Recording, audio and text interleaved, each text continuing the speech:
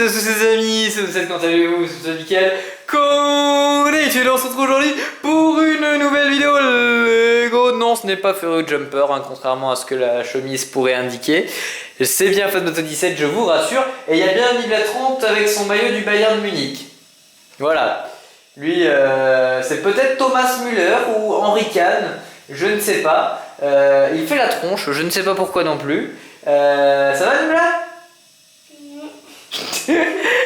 Donc aujourd'hui, nouvelle vidéo Lego Speed Champions, la Pagani Utopia 776 915. Je remercie mes amis qui se reconnaîtront derrière leur écran et qui eh bien, m'ont offert ce set Lego pour mon anniversaire. Merci à eux, merci les amis. Dans la dernière vidéo, on avait monté la Toyota Supra, comme vous pouvez le voir, donc tout en jaune comme ceci. La Supra qui fait quand même un peu bizarre, hein. On dirait de l'avant comme ça, on dirait un peu une Kei-Car. Vous savez, les Kei-Car au Japon, c'est ces voitures avec des moteurs de moto, et des moteurs de scooter, hein, et des roues de bicyclette qui sont toutes petites et qui fut un temps étaient les voitures les plus vendues, enfin du moins le type de voiture le plus vendu au Japon. Aujourd'hui ça n'est plus le cas puisque les Kei-Car ne sont plus très avantageuses, donc voilà. Et puis les modèles qui sortent, on va pas se mentir, sont pas foufou non plus, mais donc ouais, comme ça de face ça fait vachement étroit, et avec le pare-brise qui remonte comme ça d'un coup, ça fait un peu penser à une Kei-Car, donc voilà.